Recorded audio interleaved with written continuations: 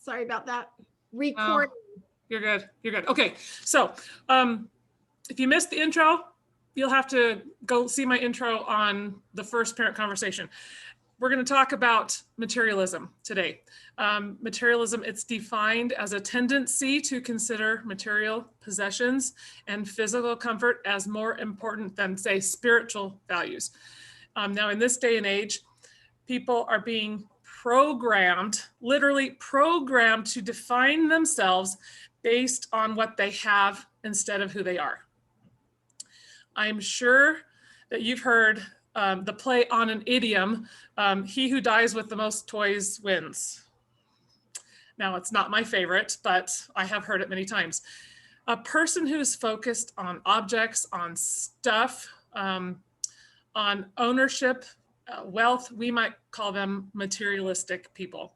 So they care about stuff more than they care about people. And if you have a question, type it in the chat. Shirley is going to be watching. She's our moderator today. Kim is enjoying spring break with her kids. So if you have a question, you can either use the raise hand option in Zoom or stick something in the chat. And I see that there is a chat, a question in there already. Do we need to check it out before we go any further? I'll stop you if you need to. It's just Emily saying that her husband enjoys finances, so we're not totally weird, Meagan. Okay, I'm not the total weird person out. Okay. All right. So we don't really want to raise children that value stuff more than other people. So how do we avoid that? Fostering contentment is a great way to help your children avoid becoming materialistic, as well as lay a healthy financial foundation that will take them into adulthood. People that are content are less likely to go into debt. They are more likely to become savers, and they're more likely to be generous with their financial means and their time. People that are not content are always looking for the next big thing, whatever it might be, this next big thing that will make them happy. And they don't really care what it costs them or what they have to do to get it. Now, contentment is kind of a way of looking at things. It's not necessarily a place you can reach. It's more like how you get there. People who are content, and I'm going to quote Dave Ramsey because everybody knows I love Dave Ramsey, might not have the best of everything, but they make the best of everything. You know, when life hands you lemons, you make lemonade type of people. That's what we're talking about. These kind of people sound like eternal optimists to me, and I would much rather work with and hang out with people with positive attitudes than those who can never find the good in anything. It is exhausting to be around those kind of people. I'm sure everybody's had those experiences where you hang around with people that just seem to drain you because they're so negative. And I would much rather hang out with people that look at the good and, you know, maybe they're not 100% happy all the time, but they don't let excuses get in the way constantly. Now, sometimes you've got valid reasons for things. You get sick, one of your kids gets sick. You wake up with a backache like I did today. It slows you down a little bit, but it's not going to take us out for, a month.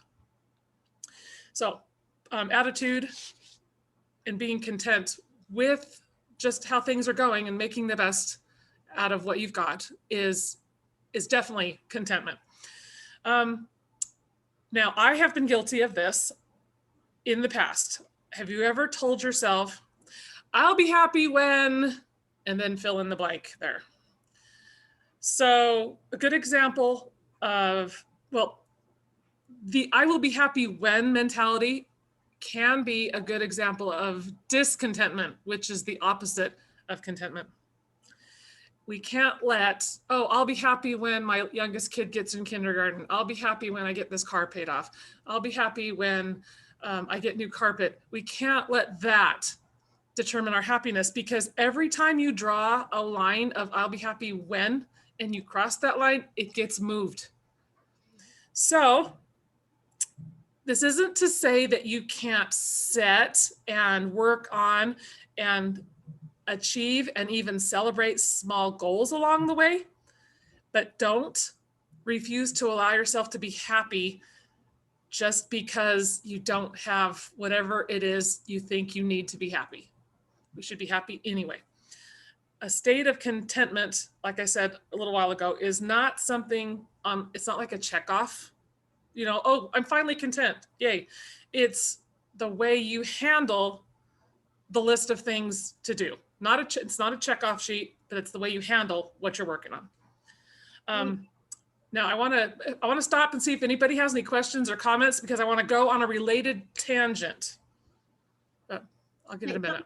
I just want to comment on back with what you were saying. I mean, with the contentment and, you know, and he with the biggest toys wins. Mm-hmm. He who dies with the most toys wins. Yeah. Yeah, there you go. Okay. It's all perspective. Okay. We have, in our family, we have a very different perspective. I have my cute little bonus daughter. So when we first got married, my husband and I, we actually just celebrated 12 years together yesterday. Yay, congratulations. Thank you. It's been the best 12 years of my life. One of the ways we got to know his youngest daughter, she is a couponer. Okay. And so we would, for the first year of our marriage, we would get up every Saturday morning and go meet her and do couponing together until our house was just so full that we were like, okay, we can't do this couponing thing anymore. We've got to use what we have. But the thing is, in our family, it's really the one that gets the best deal wins. And that's literally, I mean, my bonus kids, they chat all day, every day. And what they are sharing are the awesome deals that they got. You know, I mean, Jess will show her receipt where she, you know, did the kids' school shopping and got all of their clothes for $5, you know, and I mean, that literally, it's all a matter of perspective. You know, if somebody were to post in there, you know, the big new item that costs a lot of money, they are not the winner. Okay.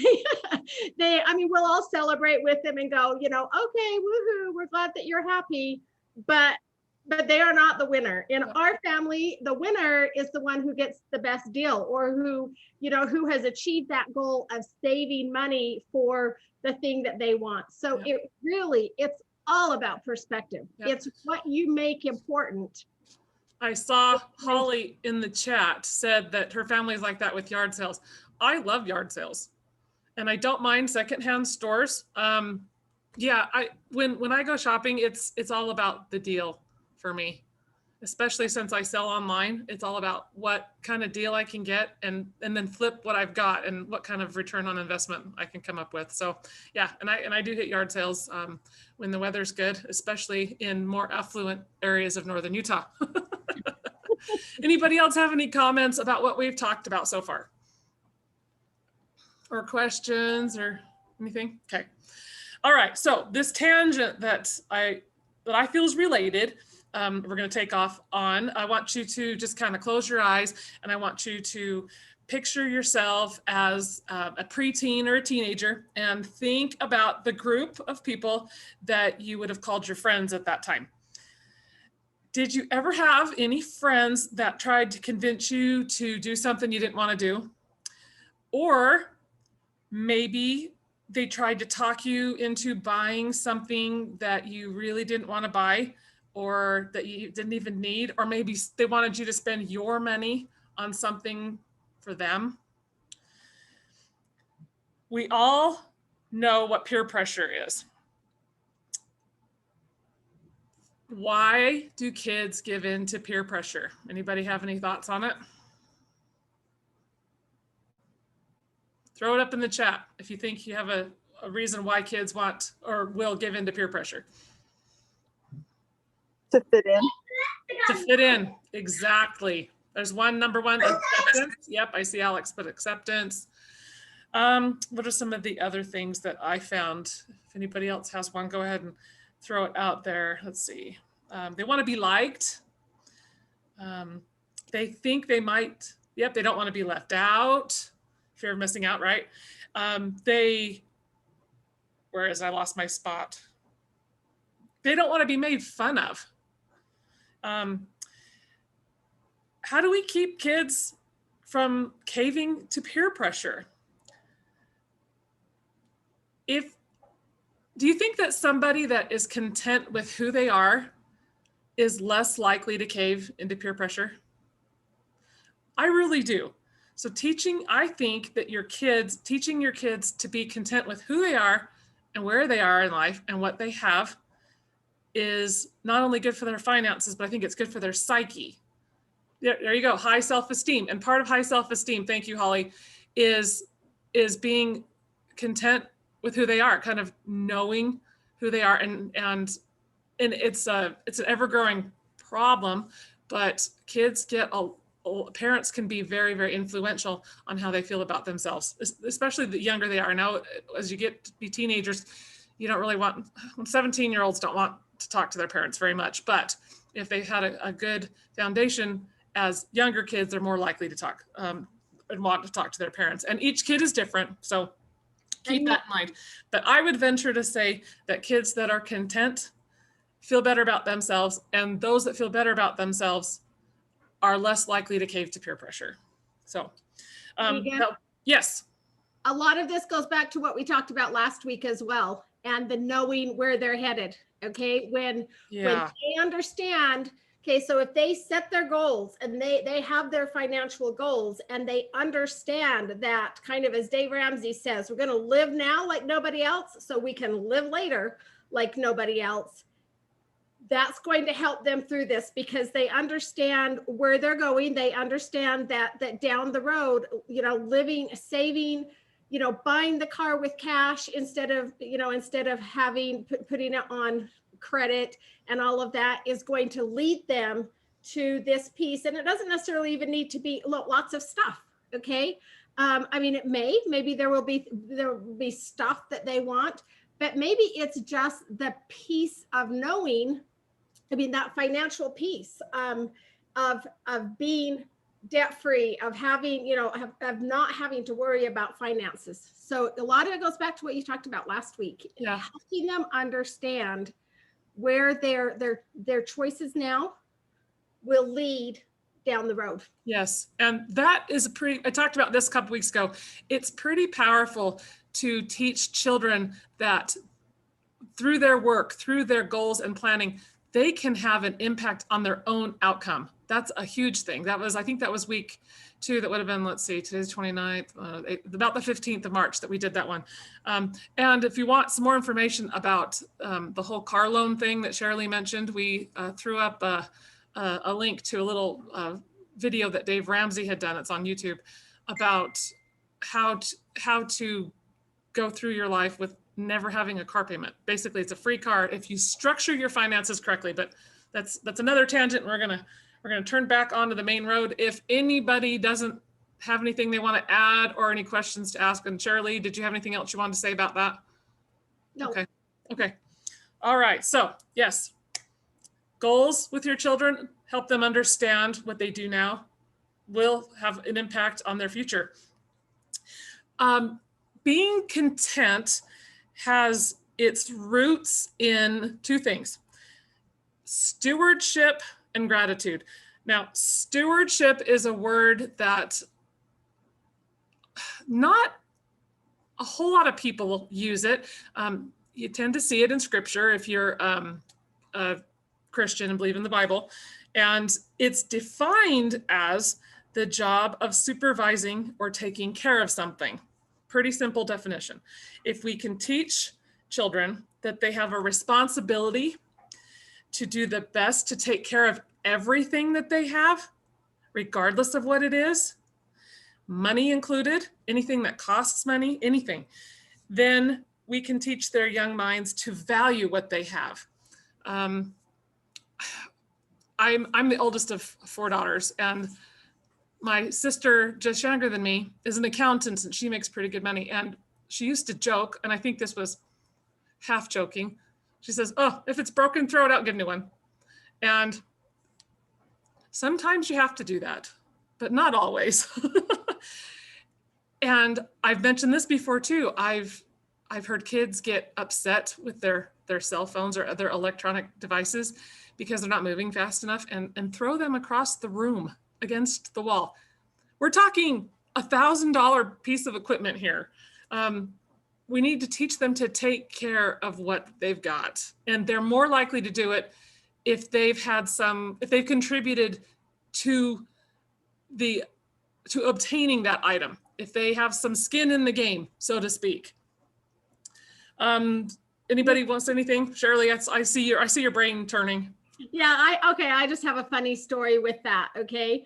Because as a single mother, I really didn't know how to fix things. So when they broke, I kind of did have to get a new one, but because I am so frugal, I actually couldn't throw the other one away either. So when Rick and I got married, we had 3 of everything, his, mine, and mine that was broken. And he can fix everything. So then he just fixed it. And we basically, I mean, we made a lot of money that first, month, 2 months, because he just fixed everything. And then we sold it, or we gave it to someone that needed or whatever. But, I mean, we had an extra washer and dryer and the lawn. I think we had like 2 or 3 extra lawnmowers, but I couldn't throw them away because I knew that somebody could fix it. I just didn't know how. Right. Well, okay. I'll tell you something that happened to me over the weekend. Friday, I run my own business, and I have a vehicle for my business, and I went to start it Friday morning and it wouldn't start. So I thought, okay, it probably the battery. Okay. And I'm single, so I have to either do it myself or hire somebody or beg somebody to help me. And I managed to push the car out of its position and try and jump start it, which didn't work. And then I managed to pull the battery out and take it in. Sure enough, it was the battery. And I bought a new battery, and I had some help putting it back in, and my car's great. But somebody said to me, why don't you just have your car towed and let a mechanic look at it? And I said, because the cost of towing is probably about as expensive as the battery. Well, what if it's this or that or the other thing? I said, I'm going to start with what I can. So yeah. Okay. I saw another comment come up in the chat, and I didn't read it. Yeah, a great comment from Catherine. Any tips for helping kids learn respect for others' things? It's one of my pet peeves when people disregard other people's property and belongings. Well, for starters, if they ruin or lose something that does not belong to them, they need to replace it. They need to do the work to replace it. That's my number one thought. Does anybody else have anything they'd like to add? I think the thought that came to my mind when I saw that is this goes along too with, as we help them appreciate and find value in their things, that's going to transfer to other people's things as well. So it's kind of related as well. And maybe vice versa, as we help them understand, and find appreciation for other people's things, then they'll begin to understand for themselves. But yeah, the way that the tips for doing that, exactly what you said, Meagan, make sure that, if they break something, then they need to, and maybe they don't have the money, kids maybe don't have money, but if they break something around the house, maybe they need to, get a little job to help earn the money to replace that. And again, it's not because mom and dad need help replacing the item. Maybe you've got the money for it, but it's helping the lesson. Child. Yeah, it's the lesson for the child. It's kind of similar, in my opinion, to that one time that your kid steals a candy bar and brings it home from the store, and you take them back to the store, you make them apologize, you make them give it back or pay for it, whichever. And even if the store manager says, oh, that's okay. No, it's not. It's not okay. Embarrass the kid one time when they're 6, and they'll probably never do it again. And that's terrible to say embarrass, but. Well, it's the lesson. It's the lesson. It's helping them learn that lesson, and doing it again, like we talked about before. Do it while the consequences are small. Okay. Yes. Now, as they, when they break a toy, and again, there's that fine line too. Toys will be broken. Okay, and we need to help them understand. You know what, honey? That's it's okay. Things happen.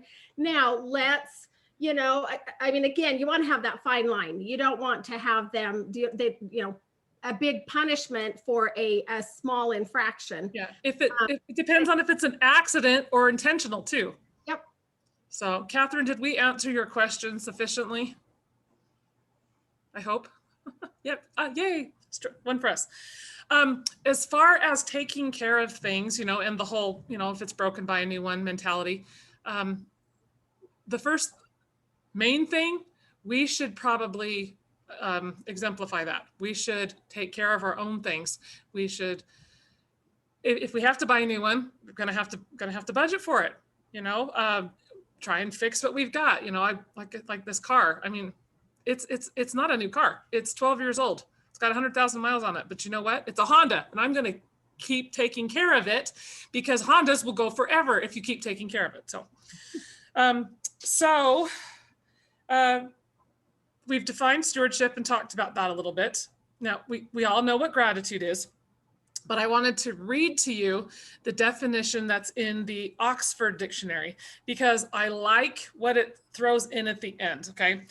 It says that gratitude is the quality of being thankful and, oops, printed wrong, readiness to show appreciation for and to return kindness. So it's not just being thankful, it's being ready to give back. I really liked that definition. So you don't just see it and appreciate it, but you're also willing to pay it forward, so to speak, or return in kind to whoever did something nice for you. I suppose that's why when we are teaching small children, I have two granddaughters that live very close. They are 16 and 19 months, and it is so cute to watch them say please and thank you. And one of them's even starting to say you're welcome. We teach those at the very, very basic level, and it grows from there. We also have to teach them to mean it, because your tone of voice says a lot. I'm sorry is not an apology. And that being said, you can apologize to people without taking responsibility for what happened to them. Just saying. That's a lot of people don't understand that, but that's a whole different topic for a different day. But you've got to mean it when someone does something nice for you. It's thank you. I appreciate that. And having the right body language, the right attitude, the right tone of voice, everything plays into it. Teaching gratitude also helps eliminate entitlement. Big word right now. And gratitude is a very attractive character trait. It's kind of the opposite of, what's the word I'm looking for? It'll come to me in a minute. With what? Entitlement. Entitlement, sure. But cocky. Another, people are cocky and they don't seem very grateful, and they're not always fun to be around. So the job of teaching your children gratitude gets a little easier when you also teach them about humility. Now, humility is not the same thing as humiliation. Humiliation is not a good thing. We don't want to teach our children to make fun of other people. We don't want to teach them that that's okay. Humility means the world does not revolve around you. C.S. Lewis, the beloved author of The Lion, the Witch, and the Wardrobe, and some other works of fiction, said, I think he wrote some nonfiction too. He said, humility is not thinking less of yourself, it's thinking of yourself less. I liked that. So humility is a change in perspective. Are you supposed to love your kids? Absolutely. Are you supposed to protect them? Yes. You teach them that everybody's important and that they're not the center of the universe. Now, how? The best way to teach humility is to teach your kids service. I was a big Dr. Laura fan back when she was on public radio, and she talked to a lot of people who were depressed and just down, and her advice was always the same. Go out and do something nice for somebody else. We are actually wired that way. We're wired to get happiness out of doing nice things for other people. And I think we've kind of forgotten that. This day and age, we've gotten a little selfish, a little entitled, and we forget that that is one of the ways to truly be happy, is doing stuff for other people. And we honestly learn to care about and love those that we serve. Parents, think about how you feel about your kids. I mean, you do, especially when they're younger, you do everything for them. And how much do you love your kids? And it just, when you get grandkids, it's even better. Because you don't have to discipline. You just get to love, but you're still partially responsible to teach them. And you do things for them, and you just love them. It's just so much fun. But your kids can learn empathy and sympathy and love for those they serve, and it will help them to develop humility and gratitude. And for those of people that are God-fearing, it helps to teach that a lot of Christians believe that God owns everything. So if you throw that in there, if you're a Christian family, spiritual family, and you believe that God owns everything, that helps also teach your kids maybe to take care of things better and to not see everything as yours, and that you have a responsibility to help others and things like that. So, sorry, allergy season and all. Keep in mind that your kids are going to be able to pick up on how you feel about life. They're pretty observant. You will not be able to get away with a do as I say, not as I do kind of relationship here. That instruction is not going to work. You have to model gratitude, stewardship, and humility for your kids. And if you can develop for yourself and show gratitude, humility, contentment, and be a good steward of what you have, your children are more likely to do it as well. Any questions? Gratitude and contentment are kind of simple in my mind. I have an interesting story to share, and maybe I shared this last week when we talked about debt. But when I have to do the math. I think I was about 48 when I paid off my mortgage. And all of a sudden, I just became content with less. It was something I did not expect. And it's really nice to just kind of be happy with where I am in life. With my finances, I don't owe anybody anything. And I'm just content with where I am, and I'm enjoying where I am on multiple levels, including my finances. It brings a lot of peace. That's all I've got today. I would be happy to entertain any questions or hear anybody's thoughts or ideas. We're having a discussion here. Like I said, this isn't so much of a lecture as it is a conversation between friends. So is there anything new in the chat that we need to look at? There's not. Okay. Let me just add to what you were saying, though. When it comes to true financial peace, okay, so that's Dave Ramsey's, university. It's Financial Peace His University. brand, I think, yeah. Yeah, it's and there's the like financial, stability, financial. What are the other? But really, what Dave Ramsey focuses on, and what we kind of want to focus on, the financial peace. What I have always said is true financial peace comes from three things: no debt, a little bit of residual income, and low needs. Okay. And that's when you have, even so, I live on a street. I may have mentioned this before, but I live on a very interesting street here. We have, it's a very moderate. I mean, this is not, I do not live in a high income area. Okay. If you drove through here, you would go, these are nice homes in a very moderate neighborhood. We have some millionaires on this street that most people don't know. Okay. But they live, they made their millions, and they continue to live in their nice moderate home and drive their moderate cars. And that is where that is where true financial peace comes, is from when you have no debt, a little bit of residual income, okay, whether that's, from rental. You do want to have some income that you control. So whether it's, investments, rental properties, book, and maybe if you've written a book and you have, what are they called?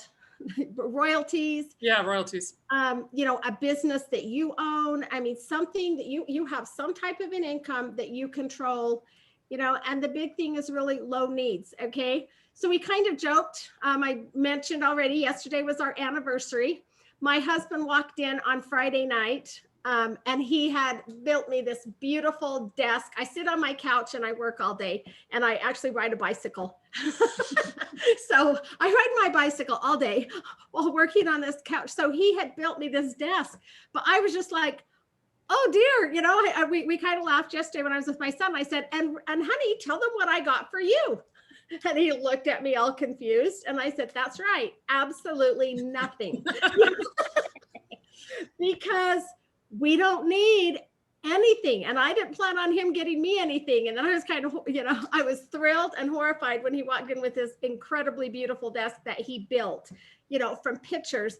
But that's the way we live. Just because there is just because there's a celebration doesn't mean you have to spend money. Okay. We literally, we will, usually what I get for Rick is like a trip, and we can't really do that right now. So that's what I told him is, you know what, as soon as we can fly again, you've got a trip to go see Jess. But it's really from having low needs. He and I have, if it weren't for the business, I don't know that we'd really spend much of any money.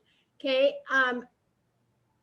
That's where financial peace comes, is when you don't have, try to think back. We all had something happen this past year that impacted families, in different ways. Okay. And I don't know where any of you fell into this, and it doesn't matter where any of you fell into this. Okay. But think about back in March of 2020, when COVID hit. Okay, there were two different ways to react to that. When all of a sudden, all of the businesses are shutting down. Life changed. Life changed in a heartbeat. And for anyone who was living like paycheck to paycheck, okay, especially, it's kind of like the bigger the toys. Let's talk about winners here. The bigger the toy, the bigger the fear. I'm not going to say loser, because that wasn't it, but if we were to talk, winners and losers here, the bigger the toy that you owe money on, the bigger the fear on that day, when all of a sudden it's like, okay, is my job going to be there? Okay.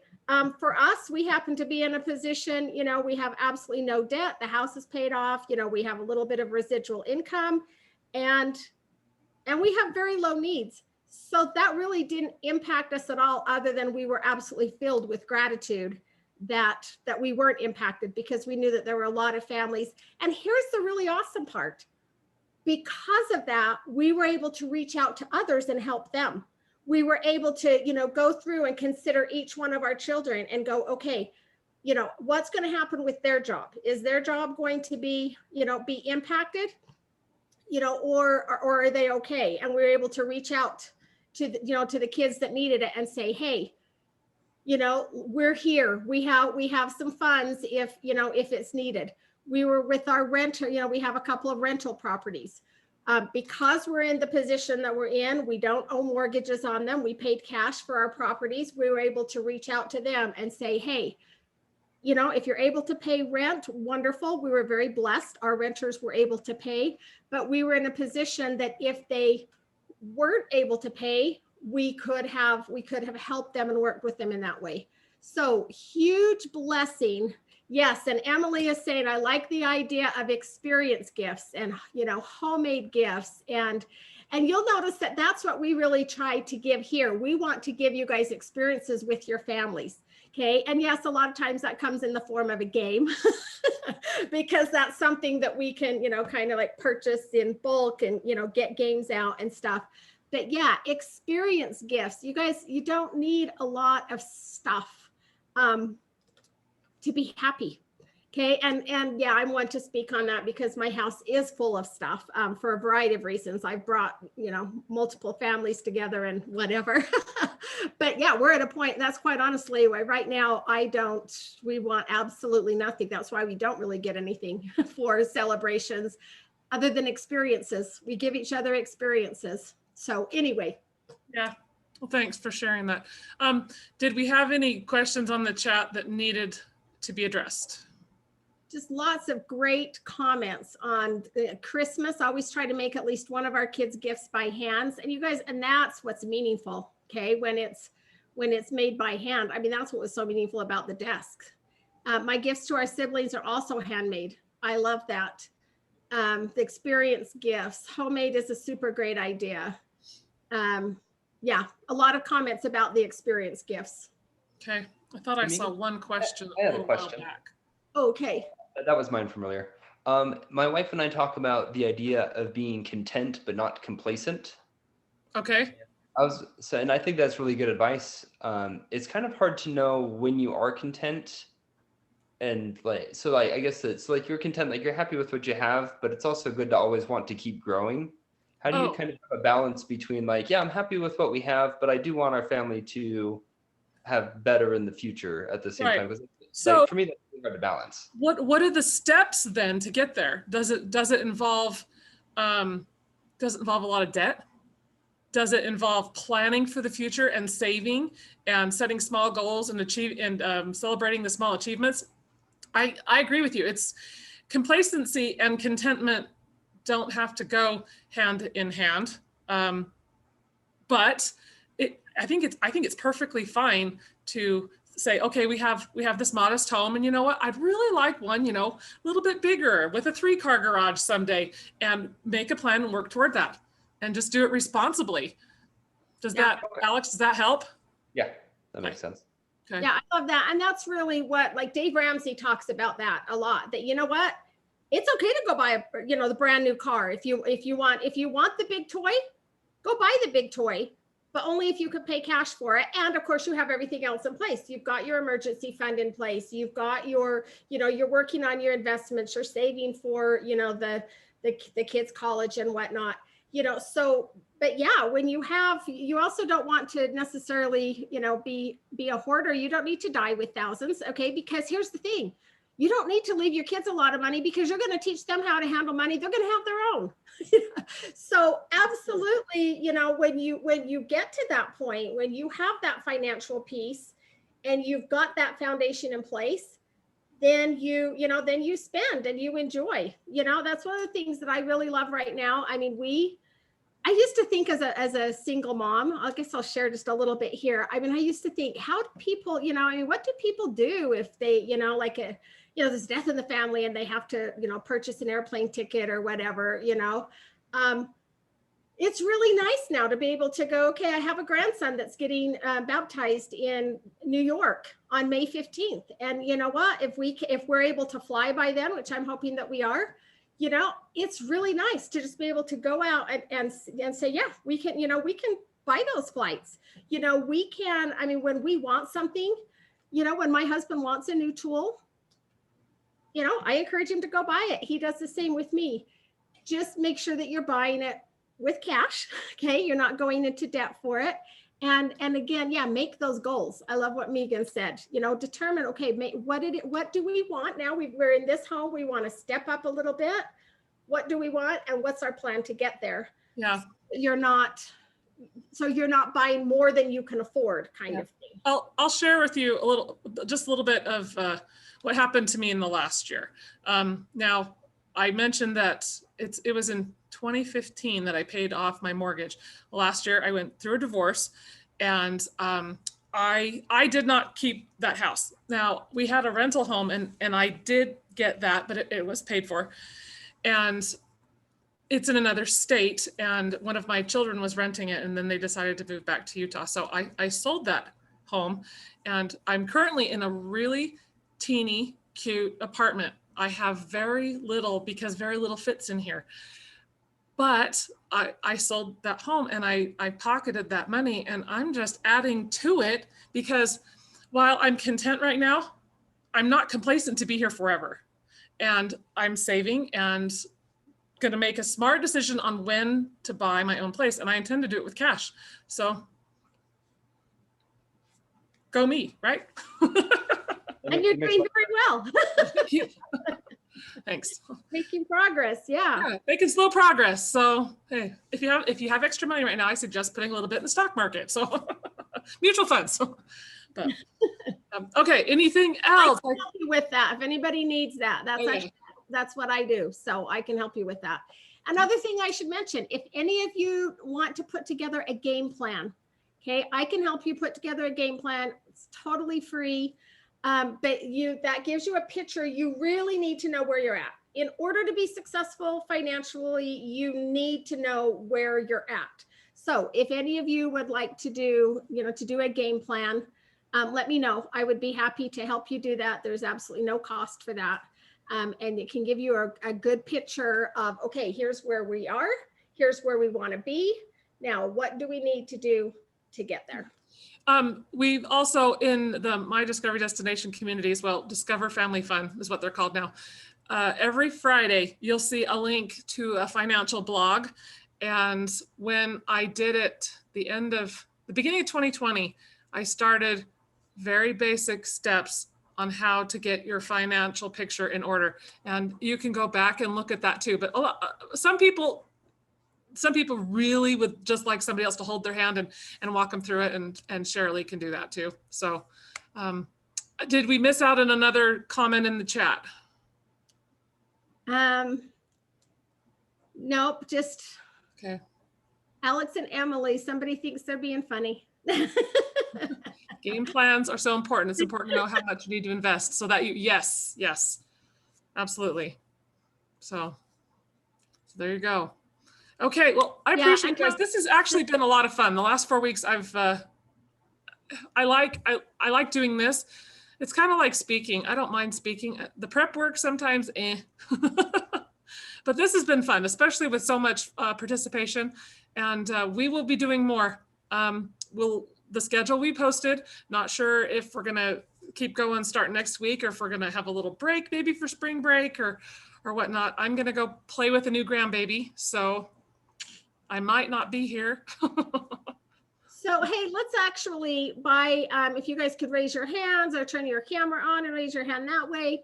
How many of you will be on spring break? How many of you are on spring break this week? And then we're going to ask who will be on spring break next week. Okay, so if I could figure out how to do a poll, I could do a poll. Oh, there you go. If I could figure it out. I know Kim's the one who knows everything, and like for the drawing and everything too. So in fact, I'm going to get the drawing ready as well. Now, okay, I know who invited Tana. Oh, that's not the right one. Oh, but you know what? This does remind me of something. I launched the wrong poll, guys. I'm going to end it right now. About chore charts. I'm going to send you a little clip. One of the gals on our team shared with me today what she did, a chore chart that she did for a kid. So Tori, thank you for sharing that. And I'm really glad that I stumbled across this to remind myself that I'm going to share your little video with the replay today. So you'll have 2 videos today. One's only 2 minutes long, but this one, anyway. Okay, back to you, Shirley. Sorry. So prizes, prize-wise, first of all, is there anyone in here who has not won a prize up to this point? Please raise your hand. Let me know if there's anyone who hasn't won a prize. Dakota? Dakota? Okay. Yeah. Dakota, so you win a prize. But this is my first one that I've attended, so it's understandable that I haven't won a prize. Well, we appreciate you being here. We'd love for everyone to keep coming. Okay, but Dakota, you win a prize just for being here. And then we have today's prize, and Tana got the early bird prize for today. So, Dakota, where are you? Where are you located? I'm in Clearfield, Utah. Emily is actually my cousin. So, okay. So we'll get your prize to Emily. In fact, she's probably already got one there for you. A Smart Money, Smart Kids. Now I need to know who has invited you. I've got everybody's names down here. I should have found out from Kim that fun little thing she used last week. That was awesome, but I don't know where that is. So I'm going to have to do my old traditional I have a different one I use. But I need to know who invited. So like Dakota, okay, so that's Emily. And Tana, who invited you? Emily. Emily. And Holly, who invited you? Emily invited me. Wow, Emily just might win here. Actually, okay, I have to tell you, so Alex won last week. And he came specifically today because the family experience prize that I wanted to give them, I was like, he needs to come and win a prize because I want to give them, they're going to get a really awesome family experience prize. And then I'll make them share a picture in the group of them enjoying this family experience. So I'm super excited. Okay, but so we've got Emily, let's see, and Catherine, who invited you initially? I guess Tori, she had posted it on Facebook, so. Perfect. Okay, so let's do, in fact, I should go grab, do I have it over there? I do. Give me just a minute.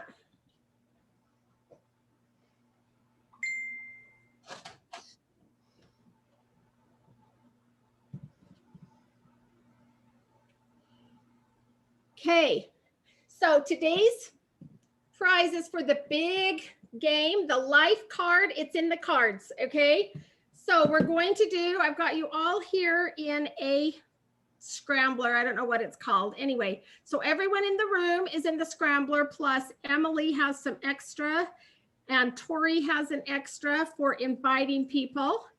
And here we go with the scramble. I wish you guys could see this. Okay, we got to get that from Kim, Meagan. Yeah, just Okay. I'll say, can you focus your computer screen on it? No, because it's on the computer, and I Okay. guess I could maybe try to share the screen. But Share anyway, the screen. it's already done, and guess we have a winner. It is Tori. Yay, Tori! Oh, wow. That's great. Thank you. Very good. So we'll get this over there to you, Tori. You guys, thank you so much for being here and for enjoying this. I will be, now this is part of a grant. For those of you, if you don't know, we're able to do parent conversations because of a grant.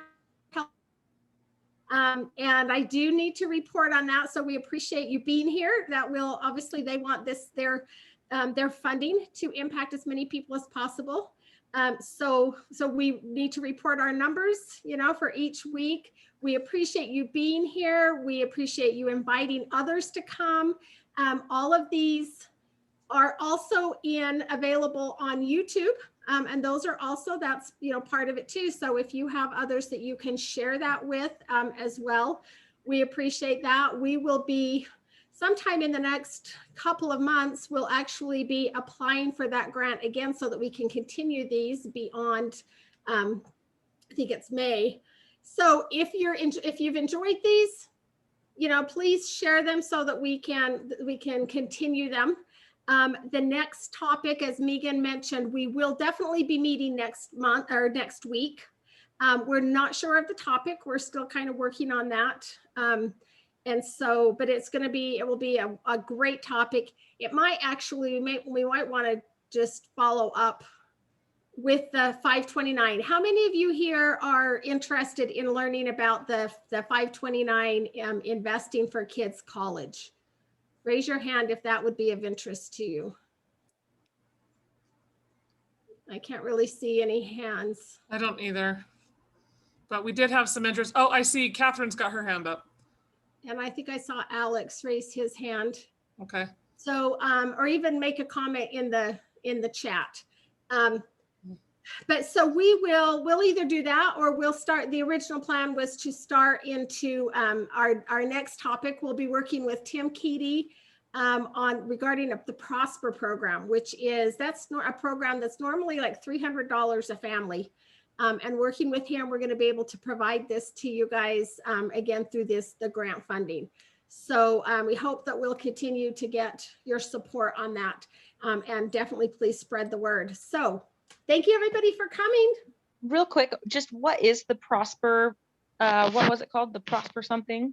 Prosper, yes. So it's on, I know that with that specific I don't have the word, I don't have it in front of me. Tim would be better at talking about this, but it's basically building resilience in kids. I know that some of the topics that they talk about, they go specifically into like the use, how to avoid use of marijuana and how to avoid the, use of drugs. We didn't get a lot of feedback when we did the poll. There wasn't a lot of interest in those areas. So we're going to focus on the areas that, that we had the most interest on, which are basically, basically the building resilience in kids and, suicide prevention. And if there are topics that you guys want to hear about, please let us know, because that is the whole goal of the parent conversations. We will bring in specialists to discuss the areas that you want to talk about. Okay. I will post in the group some better information about Prosper, because I did not do that justice at all. Tim would not be happy with me. I didn't have that sitting in front of me here, but yeah, the Prosper program. And here's the nice thing about it. So again, the Prosper program that they teach families, they're very, very specific. They have to, it's a curriculum, if you will, that they have to go through very specifically. The nice thing about parent conversations is that, we can address those topics, but we're not tied to having, to like do their exact curriculum or do the exact topics. I mean, if the families aren't interested in a particular topic, then we can skip over that. We can, pull some of them together. Like maybe families are, kind of interested in, we want to know a little more about, vaping and marijuana and whatnot, but we don't want to spend an entire week on each of them or whatever. So we need to know from you guys, what do you want to hear about? Okay, who are the experts that you want to hear about? This is another thing. If there's an expert that you want us to invite, let us know, and we will invite them to come and share on their topic. Yep. Of course, we can't compel them, but we can certainly invite. And most experts are happy to share. They want to get their information out there. And yeah, I promise I'm not going to be your expert in everything. Great question, Dakota. And I will answer that better in the groups. Yeah. Okay, well, it's 4 minutes to 2, and it's good time to wrap things up. So I will get the video downloaded and then uploaded to YouTube, and you'll see a link tonight. I finally figured out the process, and watch for it about 8 o'clock. All right, very good. You guys are Thank you. awesome. Thanks for being here. See Thank you. Bye-bye. Bye.